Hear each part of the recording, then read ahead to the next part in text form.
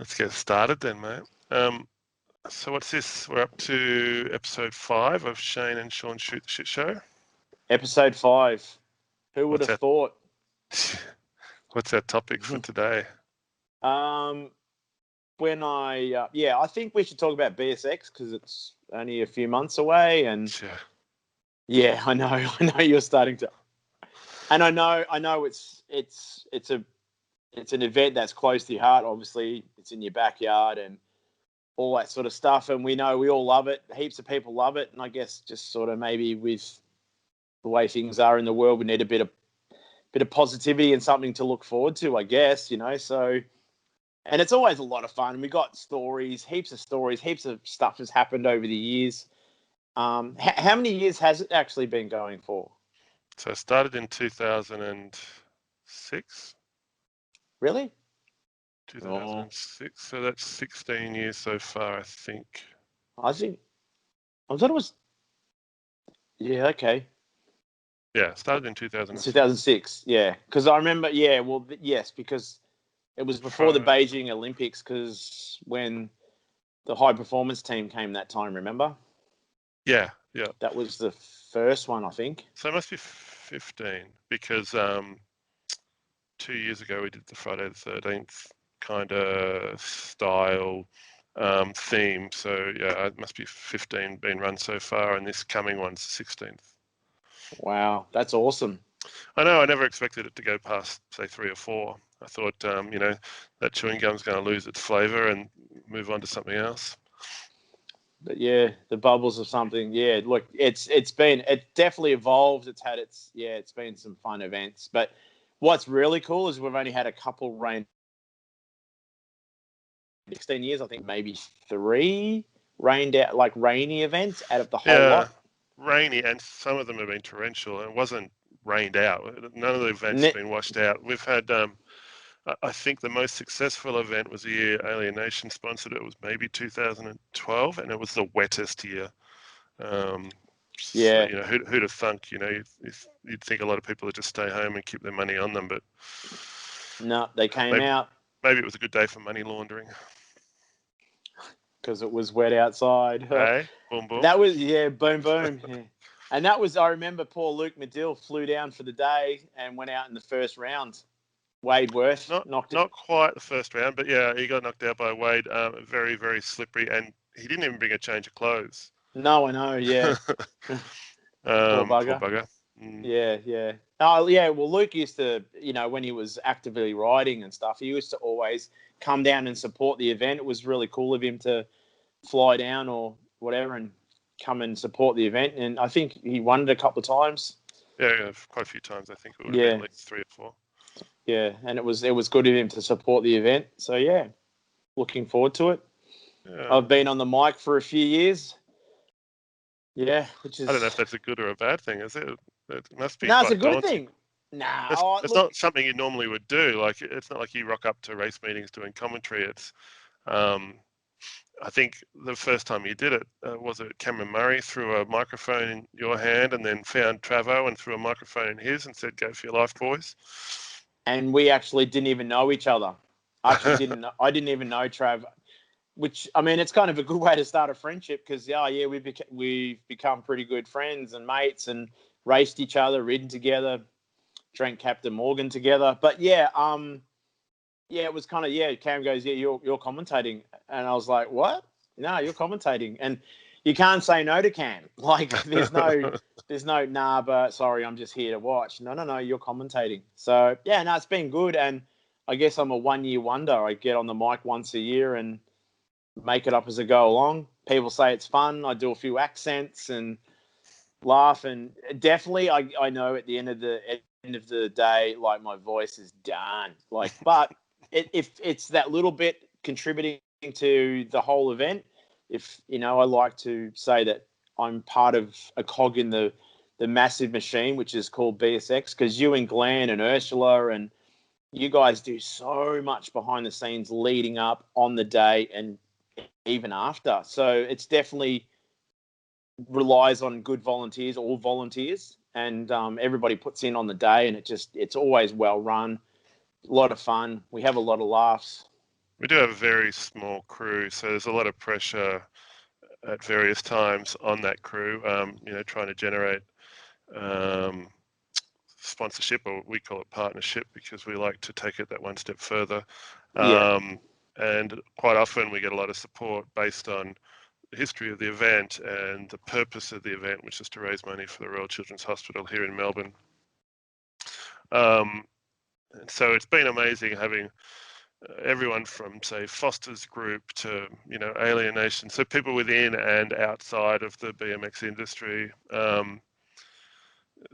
Battery energy drink, which probably doesn't even exist anymore, but they were a big sponsor one year. And, we've had personalities get involved, like even Cadell Evans donated a jersey, which we managed to raise a lot of money from, who has nothing to do with BMX. And he did race BMX as a kid, though, does it? I'm pretty sure. well, yeah, but now, Yeah. pretty Now, much. yeah. um, who else? Russell Morris, who sung The Real Thing, bit of an Australian music icon, signed a guitar for us, and that was auctioned Yeah. off. Scott Brightop signed a whole bunch of things for us back in the day as well, and so we made a fair bit of money out of that. Joe Kidd signed Joe Kidd videos and things.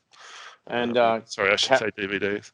DVDs, and yeah, I mean, Caroline signed a couple of her Olympic jerseys. Actually, yeah, Yeah, that was pretty amazing too.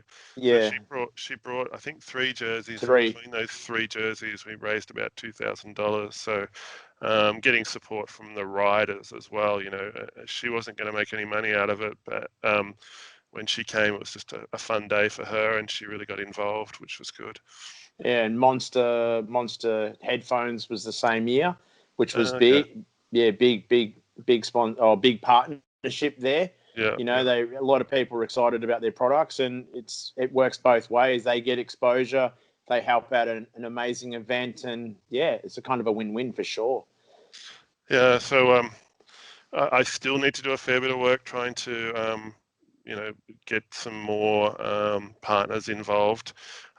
We have some various ideas of how BSX might run based on COVID restrictions, and we'll probably announce them as time goes on. It's not super important for us to say how it's going to be run right now, because times are going to be changing from week to week or month to month. It would be nice to think that we could run it as a full BSX as we have every other year, uninterrupted. We've had bushfires up here, and we still managed to sneak BSX Yeah, events in, and so we plan to do as much as we can.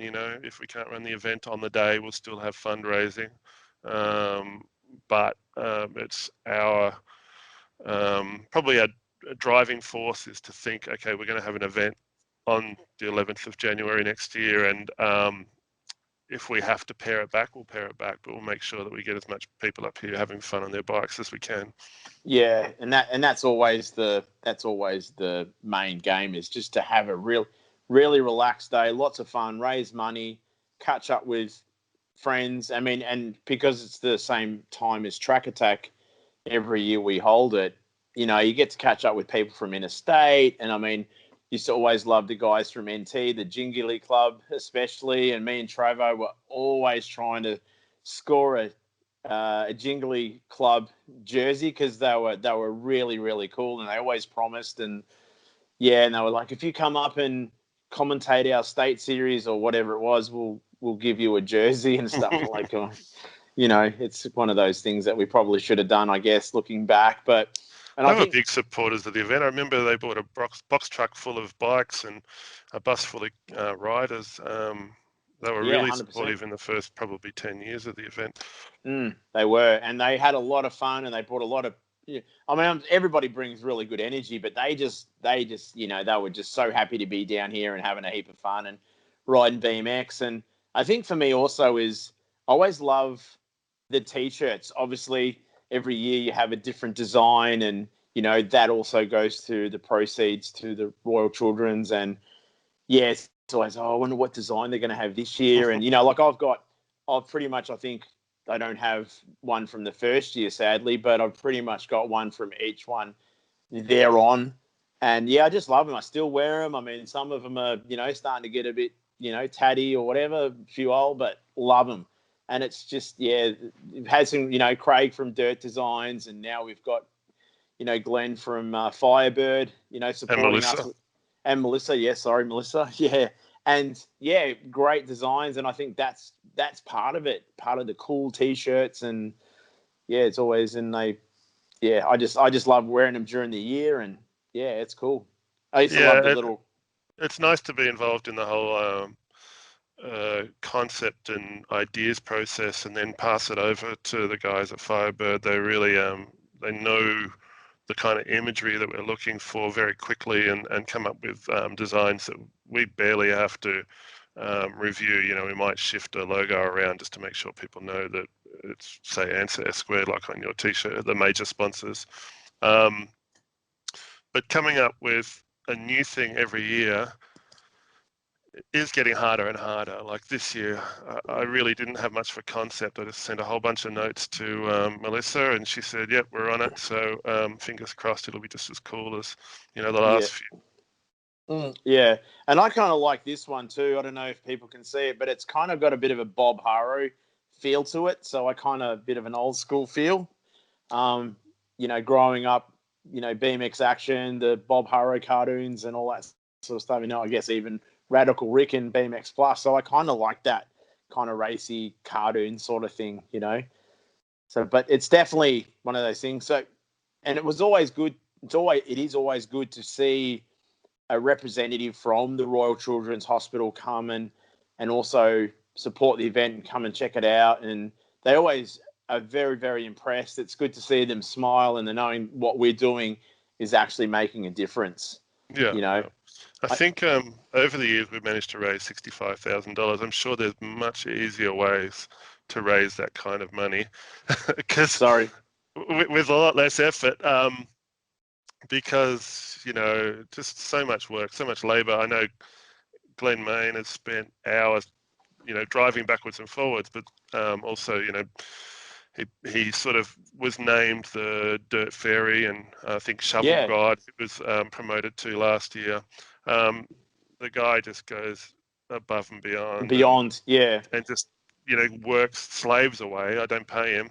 I might give him a V from time to time, and it puts a smile on his face, but that's very rare occurrence. He doesn't say much, but he does a whole lot behind the scenes, and it's like that with everybody that's involved. Everyone really puts in an effort and tries to make the event something a little bit different to what people are used to.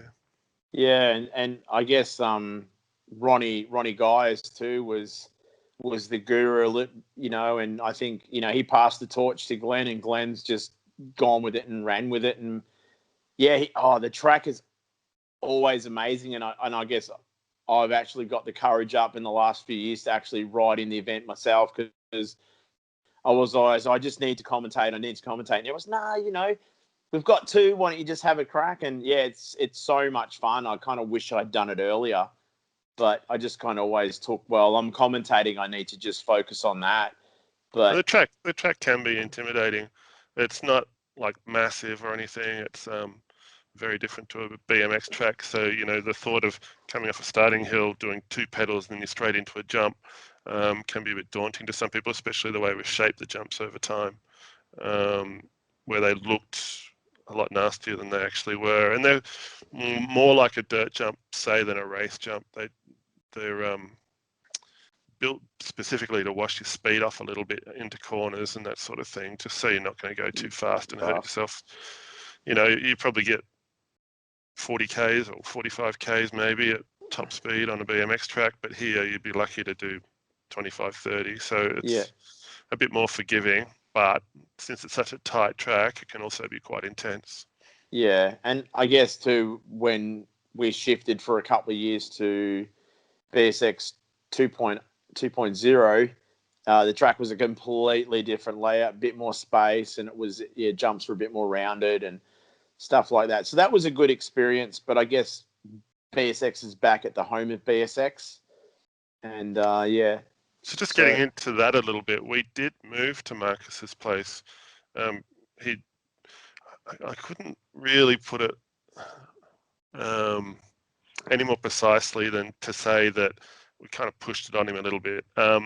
He wanted to build he wanted to build a track for his kids to train on. So it was more like a racetrack. And then said, hey, how about we run it at your place? You know, you're better equipped. You've got pretty much everything on site. You could have parking without interrupting traffic, like up here. You know, you can't park on the edge of the road, that sort of thing. So much bigger property. I think it was 20 acres maybe. Yeah. And he was quite open to the thought. And then so we changed his track a little bit to make it kind of a bit BSXy up until past the first corner, where it had a split first straight, split first corner, and then it opened up. So it changed the aspect of the event, where BSX traditionally was you had a separate lane and you couldn't cross. We did mix it up a little bit and say in a time trial you can sort of cross and do your own thing. 1 year, I think it was, but pretty much you stick to your lane. We came back here this year. This year. Yes. Came back here in 2020 because Marcus was going to extend his house. So it was going to be extended towards the track. So it was going to be a construction zone. I do remember a lot of people asking, you know, what's going on? You know, there must be some kind of conspiracy. Are they having a falling out or something? But it was nothing along those lines. Marcus just thought it would be safer to hold it here and we'd have more room. And one of the biggest reasons for moving across his place in the first place was we'd basically outgrown this space because we're only on an acre, and like I said, it's a residential area, and parking just sort of spills across maybe 3 or 4 different residences that are close by. Yeah. It gets a bit out of control. So we never had that problem with Marcus's, but now, like this year, we decided to split it into blocks, which meant that parking was a little bit easier. The numbers weren't massive. I guess it being an Olympic year, we have that kind of dip in entries, and that's fine. You know, we still hold the event, but I think moving forward, we're going to stay here, and that's just basically because it's easier for me as a host to say, let's have a club ride in a couple of weeks. But when it's somebody else's property, you've got to kind of work with their schedule. So we've been doing a lot more sort of thinking about, you know, how we can make BSX still relevant today and keep people interested, and because it's run as a club, have more club sessions and that sort of thing. Obviously, COVID's kind of screwed us up a little bit, but you might see that I've been pushing forward. It was always my plan to have the track updated by about this time of the year. Always, yeah. Perfect time.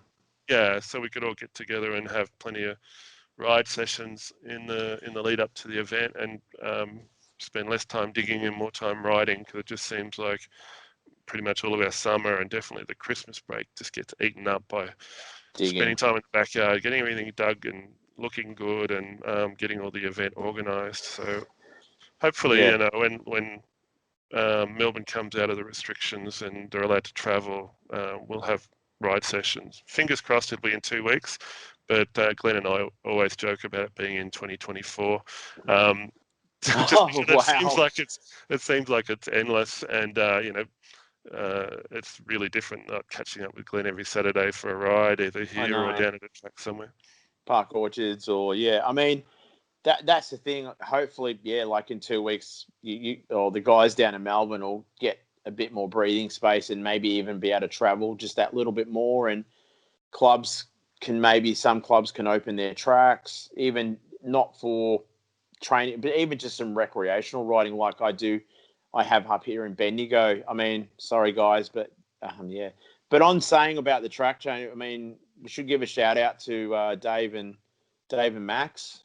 You know. Yeah, for sure. So Dave and Max from Dig Solutions, or Track Solutions, are also known as. They came on as a sponsor, and I was literally talking to David about getting an excavator up here and just moving some dirt. So we got quite a few piles of dirt that were dumped here with the intentions of building the track up. But the whole thing evolved. So when I thought I was going to be moving dirt and shaping it by hand, David and Max and I sort of put our heads together and said, okay, this needs to be made faster by, changing the shape. So Max and I kind of discussed the concepts and then tell David, and he'd go off and do it almost all by the excavator. So shaping Yeah, the yeah. jump, packing it in. So then it's just a little bit of finessing with Max, and they've done a great job so far. The track's over half done. Um, that's not to say that the work that was done previously by everybody else, I don't appreciate it, because obviously I do, and it's just overwhelming the amount of time people have spent in the backyard trying to get the track to a condition where it's rideable. But it's just so much easier. The work they've done in 2 sessions we couldn't do in 2 years. So. The thing is also, as a guy that has worked on your track, ridden your track, and even owned a track, there's nothing better than someone sometimes coming along with a different perspective and different ideas to enhance your track and make it evolve. And there's nothing better than having your track evolve and to make it better. We're always going, oh, well, I wouldn't mind doing that, or I wouldn't mind doing that. And yeah, it sometimes does take work, but if you can, like, I think I only had machinery once in the whole time that I had my backyard track, when you were there with Ray with the Bobcat, and it was amazing. Like, boom, you moved all the dirt from out the front of my place, put it in the backyard. You had some ideas, made a hip jump, etc. And I was like, wow, all the years of just wheelbarrows and I see that with you now, is seeing the edit you made from the work they did yesterday, and you're like, it's amazing what the right people with the right equipment can do. And of course, we'll still be out there with shovels and rakes and packers and all that, because that's just part of the process. But nothing wrong with having your track evolve. That's 100%. We all change as riders. It helps us as a rider to, challenge ourselves. And I guess if, we come to BSX and people turn up, year after year, and the track's slightly different, I guess it makes people excited. Hey, there's a cat. Yay. Yeah, we got a streaker. Yeah, so I think that's actually really good, because, people turn up and go, oh, wow. And it kind of, I guess, gives a bit of parity too, because, people come from interstate and they go, oh, you guys ride this track all the time. But, hang on a minute. We've changed it. We're all still getting our heads around it too. So don't think there's, except for you, I mean, but that's okay, because you're the Well, kingpin. obviously I built this track in the first place for myself. What year was it? 2004 I bought the place. 2005 we started digging, after the renter moved out. And the whole idea was tracks were getting more technical, and I'm from the old school and through the mid-school stuff, and tracks were just getting more and more technical, and I thought, well, I need to become more technical, and I have no control over how tracks are built, so I'd rather buy my own property and build my own jumps and share it with Yeah. friends, sort of thing. So with this one, I decided I want to pedal less and I want to flow more. So the jumps have got to be bigger, the berms have got to handle speed. I thought I'd have to build bigger berms, and I was expecting to put retainer walls in and all that sort of stuff. But Max said, well, how about we just elevate the entry, so it's like you land into a berm, and we, instead of making the berms taller, we shape them out so that you're carving them more. And so we were able to do more with less, basically. Yeah, So 100%. instead of using all of the dirt that I have piled around the track, we're going to have leftover dirt. And I said, hey, Max, what about we make some dirt jumps?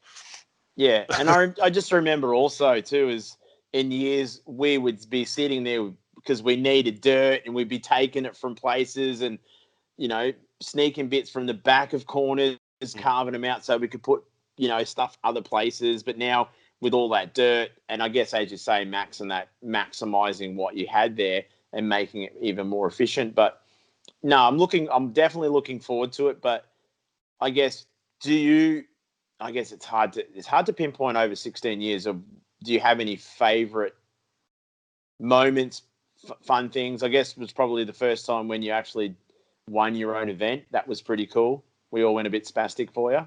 It was cool actually all the years, because you were always so tired, and come to race day and the weeks and weeks of pre-work, not pre-workout, but pre-work of you putting in and the late nights. I even know the night before BSX, you're up till at least 1 o'clock in the morning, still making sure all the auctions, the raffle items are all sorted and categorized, and everybody's running around the lounge room at your house all fever. It's a bit like the night before Christmas.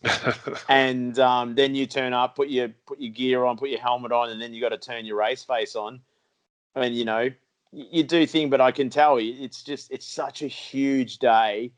And then I remember the first year you won, and it's like, it was such a good thing for you to actually, and actually, I think, was that with you and me? I think you got second that year. I got second. And that was funny because I was in that race with you and I kind of stuffed up on the first corner. And then you were ahead and I'm like, yo, he's going to win. Hang on. I'm actually in this race too. Like, I was so happy for you and I kind of forgot that I was actually in the race with you. Yeah, now that was my famous or infamous meeting up with Craig Wally in the last corner, and he's kind of bounced off me. That was kind of funny, that actually. That was a few iconic shots from that. But yeah, it was actually super, super cool to see you actually win and take out the event in the, was it over 30s or over 40s? 45 and over. So we originally created that class only a few years ago because I was talking to Harry Leary, who was here, and we did an interview and a few other things, and he said he was interested in coming back and competing for the event. And Jamie Hales goes, oh, I'd like to do it again, because he came to our first BSX, and I think you might have got second, maybe, third. And he said, I'd like to do it again, but 30 plus class is a bit too fast for me. So there was a whole bunch of guys. I think even Bruce Morris said, if you run a 45 plus class, I'll come and do it. But none of them did. But we still had a pretty well supported class, and it was a fun bunch of guys. Especially when you opened up the track at Marcus's and took some of the split corners away and gave Wally a chance to have a crack. He loves a corner. He does love a corner. We've all felt the Wally love in a corner over the years, haven't we? But I don't know if winning made any of the events more memorable. I think. Oh no, definitely not. It's just been there. Yeah. It's just been right. there. There's been some times where I just felt like a zombie all day long and couldn't get my mojo going. Mojo one. Yeah. But, I still have fun riding the track before and after the event. But it's just nice to sort of give everyone else a chance to have a go and hold a race and try to make a fun day for everybody. I think for me, one of the good memories or the things I really enjoy is, and you probably back me on this, is, the Anderson family, Simon, Aisha, and they when they come, they race, and, Simon normally, there I go again. Simon. Don't forget Tess, because Tess has been a volunteer a lot. Yeah, that's what I mean. And sorry. And Tess also, she's a huge volunteer, and her and Amy always seem to have fun at the front gate, and also Amy Main, Glenn's better half. The thing is, though, always like Simon's, we all know how good Simon is as a rider, and he normally does take out the 30 plus or 45 plus class. He's just a class act. And, he makes it look so easy. He could ride a tricycle and still beat us. I just love the fact and the good-heartedness of that family is they give their winnings back. They buy other people's number plates, to donate back to the cause. And it's such a beautiful gesture. And I think that's one of the many beautiful stories or great stories that come out of BSX. Well, they definitely get the whole concept. And it's great to get the support of them and many others like them. Yeah, 100%. You'll get a Levi Collins who'll also do the same sort of thing. I think he might save enough money to get back to Shepparton for fuel, but then he'll pretty much donate the rest of it back. 100%. Yeah. That's just one of the many. Yeah, it's hard to pinpoint just one of the many stories. I mean, every year it's just amazing. And like we've had high jump competitions which have been crazy. We've had style. I think last year we had a style comp, and it's always been a lot of fun. And we've had some crazy crashes. We've had some funny, guys that have lost the race, like in the last corner, slipping a pedal, and the crowd, like when we're watching the finals, the crowd always goes in just crazy nuts, And it's not by design either, but I think the track has always been able to amplify the skill level of a rider. It's like you'll go to a racetrack and it's a completely different kettle of fish. You come here, it's almost like the magnifying glasses on you and everyone's watching you, and you can see some riders who you wouldn't expect would be quite intimidated by a jump, and they might decide to manual it or even pump it instead of jump it. And the way they turn, they might struggle with the tight turns because they try to use a racetrack line, and it's completely different. But it's very interesting the way, some people elevate on this kind of track because it takes that probably potentially the power element out of a race, or the physical element of, banging bars. Yeah. So it's almost a different outcome. I mean, you'll still get, your cream rising to the top, but one person washes out and it changes the whole dynamic of the event. It's nearly a bit, you get that kind of, I know it's kind of funny, you get that Coliseum feel, the crowd is around it, and, you're right there, you feel the action, you feel the track move. Like when I'm commentating, you can feel the guys hit the corners, and you actually feel the berms move and all that sort of stuff. It's just so awesome. And I guess being a commentator, you can go close to the track, and you're right in the thick of it, interview the guys. It's so much fun, like I'm lucky I kind of get a really good firsthand, look at what's going on and talking about it. And just, the vibe is always awesome. It never ceases to amaze me that, the whole vibe, everybody, it's just so good. Real positive BMX. The closer you get to the finals, but it's always all the way from practice. If you're having a practice run, and we have pretty big practice sessions, they might be 2 hours long, and a lot of times I've been questioned, why do you have the practice session so long? But we get a lot of people here. We only got awards for the top 4. We got very small number of classes, so I think it was up to 12 boys had 45 riders. They did, yeah. So if we only give them, say, half an hour of practice, it seems like very little value. So we see the value in someone coming here and having a fun session on the track, and the racing as a bonus. So it's a little bit different thought, and it's probably just because it's an event run by riders for riders. Every concept, everything we come up with is a rider-based decision. So we do things a little bit differently, but as riders, we think it makes it for a more exciting event and a lot more fun. And fun's always key. I mean, sure, the primary activity is the fundraising, but it's also having a good time on the bike for the day. 100%. Like it is an absolute blast. I love it. And we've had a lot of really cool pros. We've had overseas guys, obviously. Caroline. We've had the two French guys, the twins. Oh yeah, They killed it. They were so good. I guess Barry Nobles. We've had Bryce Hocking, Nick College. College. Yeah, who's now he's an LAPD policeman now. Not that that's that important, but he was a super nice guy. We've had awesome riders being supportive, and I mean we all had a lot of. There was always crowd favorites. There's always people like Bodie Turner or Tommy Sinmar or Kyle Horton or Levi Collins. There was always definitely Wadey Turner. A lot of people yell out for Wadey Turner. There's always definitely people's favorites. People have got different nicknames over the years. Me and Travo have given people different nicknames over the years. And this year I commentated with Brian Alexander, which was a massive hoot.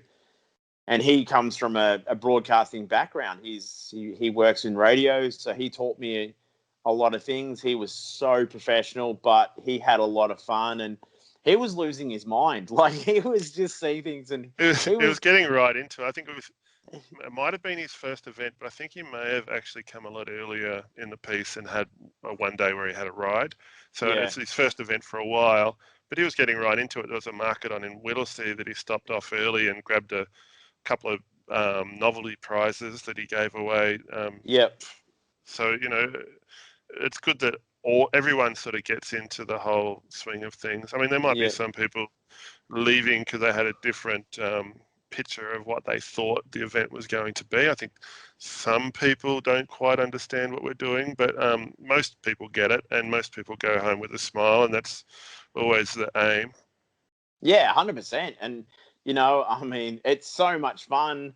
And there is a little bit of a clubbers come down after the event. You sort of have that little bit of a, and I always do like taking the day off after it also, just to sort of Yeah, get my faculties back together. And yeah, it's a huge thing, but definitely you go home with a smile like this big and you just go, man, that was awesome. And then you go, I can't wait for the next one already, you know, and you're like, no, don't talk like that. I just need at least a week off. Like, yeah, but and it's so much fun. And yeah, I just love it. And Cam Murray always says it's his favorite race meeting of the year.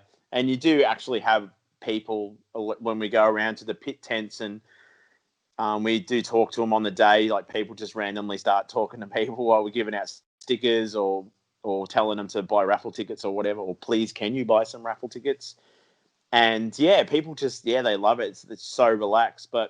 And I guess another cool thing too is the King Lake West CFA. They always turn up and cook breakfast, and the egg and bacons are just to die for. I probably eat way too many during the day, and so it's a good it's good. connection with them too. Yeah, exactly. And that's what I was about to mention. They're the only people that have catered at the event ever since we started. Yeah, And the whole idea was to sort of keep the money in the community. So we don't only donate to the Children's Hospital, they take 100% of their earnings back and spend it on equipment at yeah, the local fire brigade, which is much needed up here. Um, but also, there's people that have supported the event right from the start, not just some of the people I've already mentioned, but Gary Brooks from ECI, he's been a major sponsor, and he also helps a little bit with direction. Like, if he picks up on something that he thinks, we could improve, he's quite happy to voice his tell opinion, us. and he helps anywhere he possibly can. So Oh yeah, 100%. his support doesn't go unnoticed. And the Hepburn family with Air Show, who supply Oh yeah, music and all that sort the of stuff. microphones. Microphones, that's right. They've always been supported, even though I don't know if they even benefit apart from it just giving them warm and fuzzies, because their business is completely not aligned with BMX anymore. Yeah, But it's great to keep them involved and catch up with them, even if it is just the once or one twice a year when they're dropping stuff off and picking it up. But yeah, it's really good that those guys have been involved all these years. And yeah, and it's good too. I mean, I've noticed over the years, and we've been doing the webcam coverage and the Facebook Live, and got people from all around the world. Like, I've had people in Canada and New Zealand and a few other places that have been watching the event live, and give them a shout out, and they're like, oh, if you're watching this, type something and I'll give you a shout out. And it got some cool reactions from different people all over the world, and that's cool. That's really Yeah. cool. I must admit, we do have some more success some years than others with the live webcam, and that could be because of the heat, with the webcam dropping out. It could be this year we struggled a little bit because all the licensing issues with the music that was playing in the background. So That's right. Yeah. next year we may not have any music at all, but at least we'll be able to refer back to the video footage, and we might add a few more cameras. We'll see if we can improve that just for the people that can't make it. But that's always been a part of BSX. We've always had a live stream, whether or not it's been entirely watchable. I know that people say that they'll turn it on while they're at work and listen to it. So, it's good one way or the other as a visual or an audio sort of And medium. my beautiful voice keeps them awake at work. No, I'm just kidding. People I'm need just kidding. something, don't they?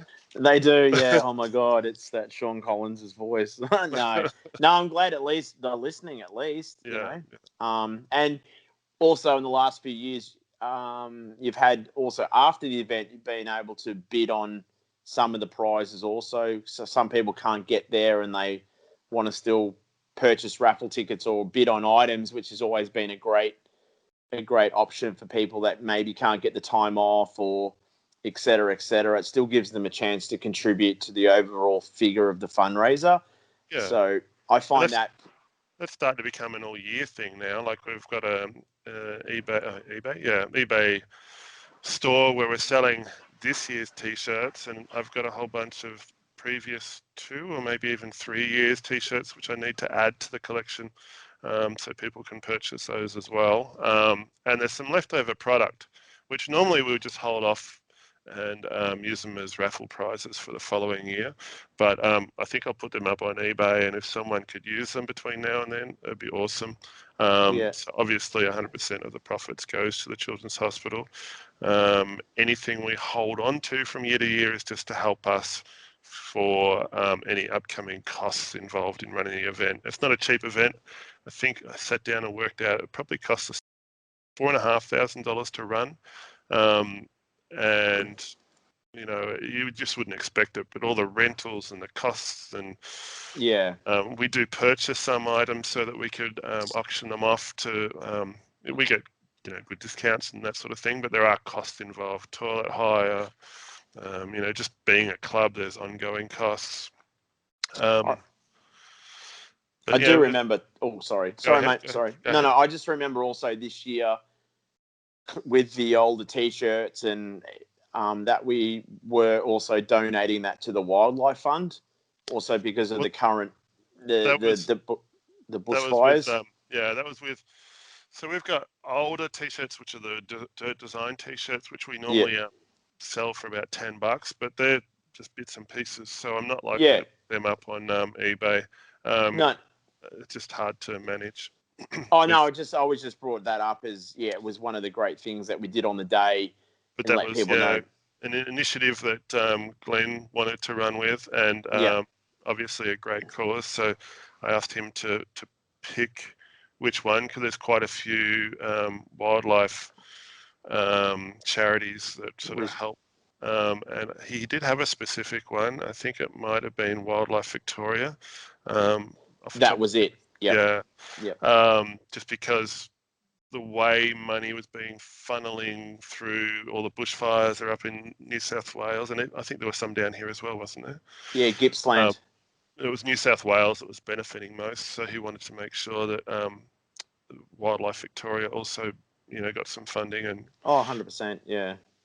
so we're very community oriented, and want to make sure that we do our thing for the community as a wider community, not just what all goes on here in Kinglake. Because BMXs are awesome people. That's right. We and are. and and BSX is a good example of that. The kind of money we've managed to raise over these years. Obviously, there's been some costs involved, like I said earlier, but we still managed to make money each and every year. um, I think our biggest year might have been $10,400 donation to the Children's Hospital. This year it was $7,000, so it's still quite a lot of money. And if you were at the event, you would have thought there were less people there. So for us to make that kind of money is outstanding. Yeah, it was. Yeah, it was. It's just always good, and like you say, people go home with a smile. And whether you buy one raffle ticket or 100 raffle tickets, like Derek Harris used to do, he was the king of the raffle tickets. It was so. It doesn't matter, that even the smallest little bit helps. I think people think, oh, but if you buy like 5 raffle tickets or whatever, and you can, and then there's the silent auctions, which over the years, I've won some amazing things. Even with the silent auctions, I love it. And it all goes. It's all part of the greater picture. Every little bit helps. Yeah, for When you come sure. in the gate, your entry, the food that you buy, the raffle tickets you buy. It's even the number. Even if you race and you get your number plate, you can buy your number plate. That all goes. That all goes back into the thing that we're trying to do. And no matter, everybody has the ability and are having the ability to make a contribution to this wonderful event. Some people probably don't think that, but yeah, every little bit that you do, even just turning up, is part of it, and gives us, more people that come, the more inspired we become, and we keep pushing on. Would hate to think that people didn't want to come, but you definitely see everybody's just so pumped, Yeah. and it's great. And it just keeps evolving. It's very organic. Every year is different. You could So we never did, say.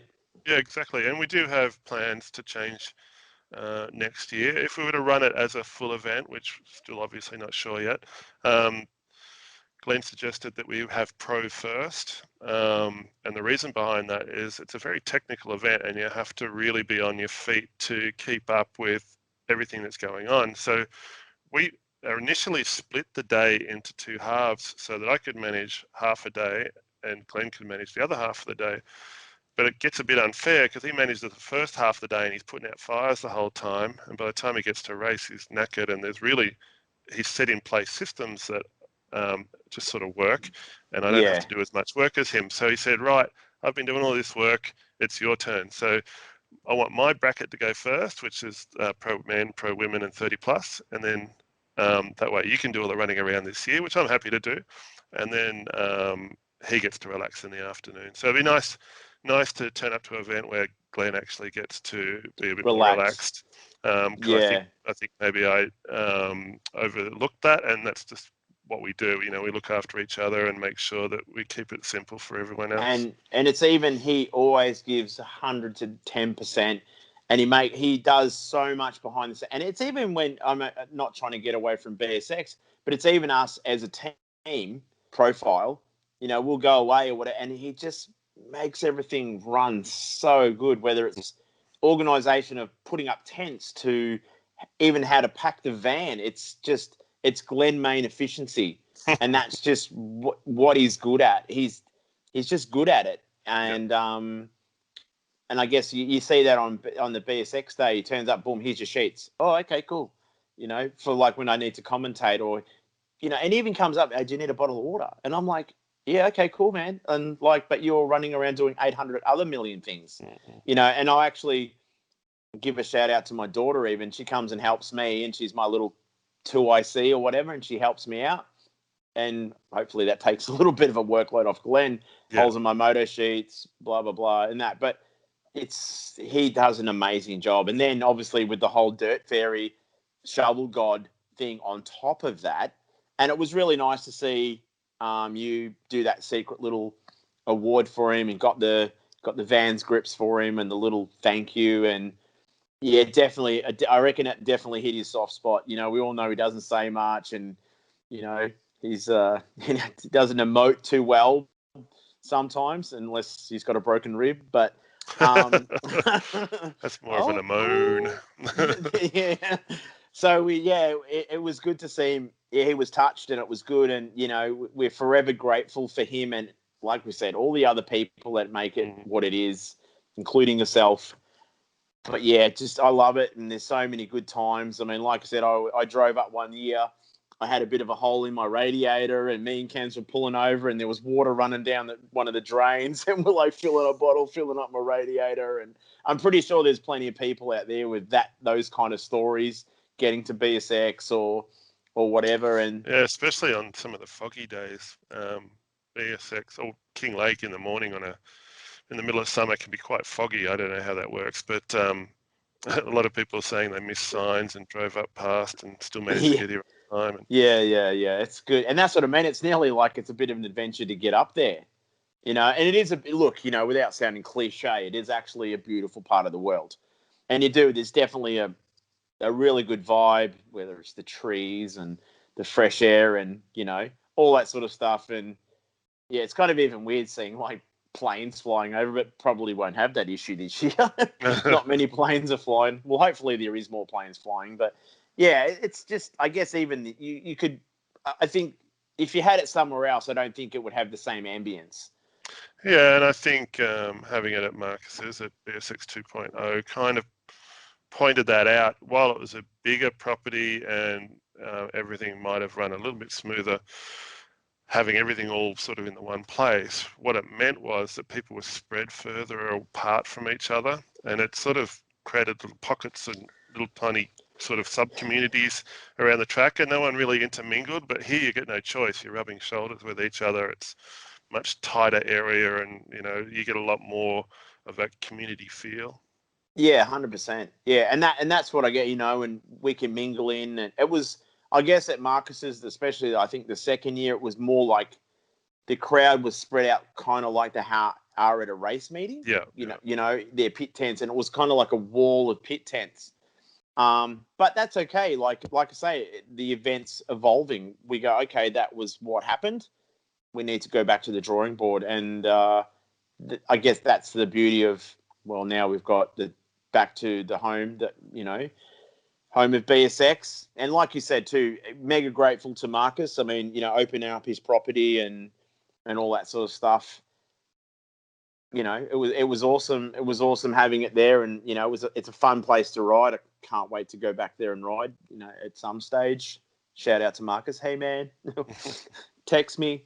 But yeah, I guess being on like everybody close, just everybody talks and interacts and hangs out, and there's more of that. I guess with society these days, a lot of people seem to just sort of stick in their own little bubbles, I guess, and a little bit of head down on the phone. But with BSX, where it is at your place, everybody sort of chats and hangs out and goes through everybody else's tent, which is cool. And the thing is, you notice a whole lot more people going through the merchandise and auctions tent as well here than what they did at Marcus's. Like I said, they're spread out pretty far and kind of stuck to themselves. But here, the way we sort of set it up, you got the barbecue, and right next to that's merchandise and everything else. So it's all very centralized, and it's hard to miss. And you want to get up and stretch your legs. It's a quick walk.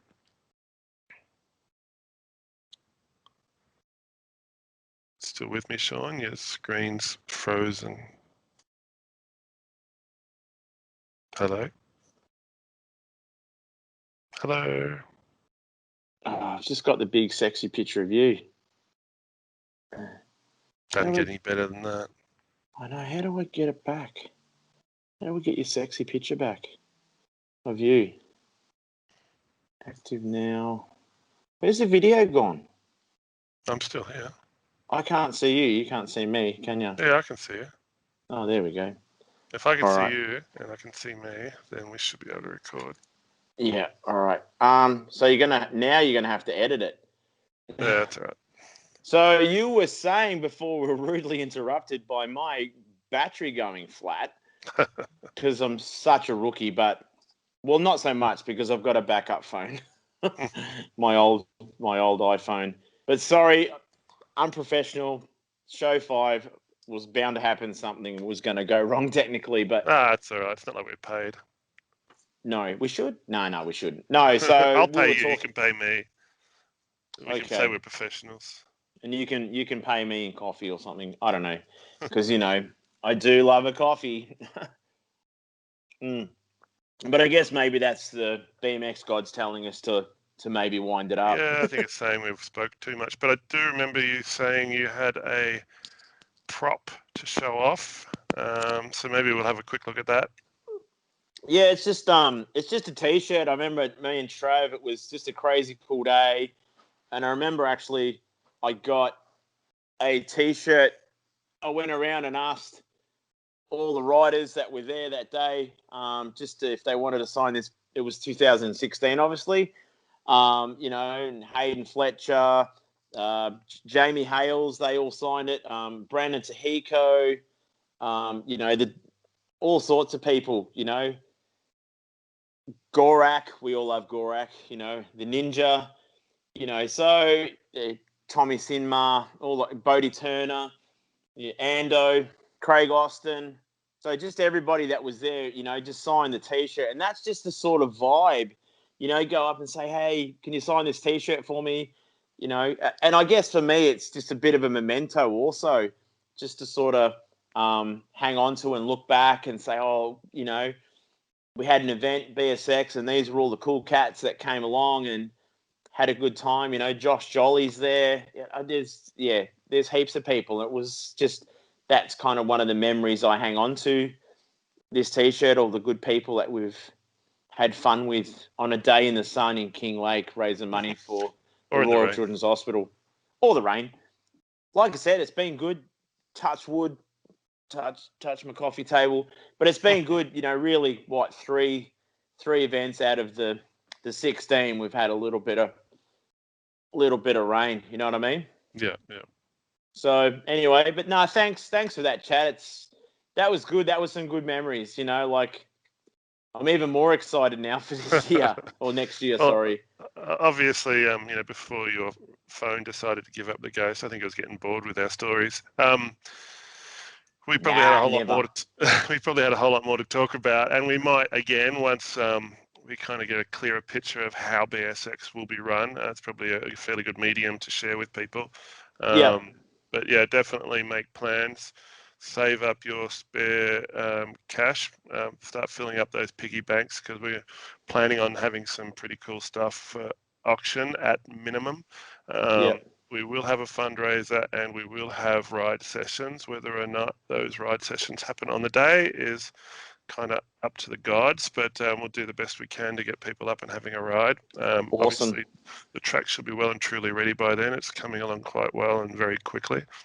Check out the edit. Check out Shane's edit of the new changes. So you can either check them out on my own Facebook and Instagram. Just look for Shane Jenkins, or I'll make sure they're all posted up on the BSX Inc. Facebook and Instagram page as well. Thank you. Yeah. Because you don't have enough to do in your life as it is. But hey, we love you and we appreciate what you do, my friend. 100%. 100%. All right, I guess. Sayonara. Sweet little chat. Thank you very much for having a bit of a chin wag. As always, shoot the shit.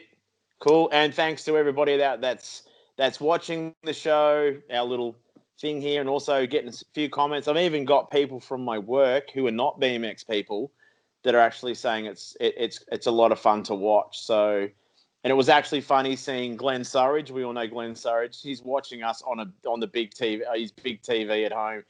He's sending me pictures on Snapchat. I'm like, oh my God, I'm on this huge TV. But he said he's loving it too. So yeah, shout out to you, Glenn. Thanks for watching, and everybody else in TV land or YouTube land or whatever you want to call it, social media land. Thanks for supporting us, and we'll keep bringing them as long as people keep watching. Yeah. Cool. All so thanks again, Shane. No worries. I'm going to go outside and do a little bit of digging and have a ride for this afternoon. I think my muscles have finally said it's okay to go for a ride. I've been a bit stiff after being out there all day yesterday. Yeah, but it's a good feeling though, isn't it, brother? Oh yeah. At least I know I've worked when I've worn myself to the bone. We've got to get rid of our COVID bodies. It's going to take more than the time that I've been locked up to get rid of that, I think. Oh no, you'll be fine. You'll be fine. We'll get the slim kingpin back. Don't you worry. It's all good. But anyway, thanks, mate. Take care, and I'll hopefully talk to you or see you soon, as always. All right, sounds good. See you guys. Bye. See ya.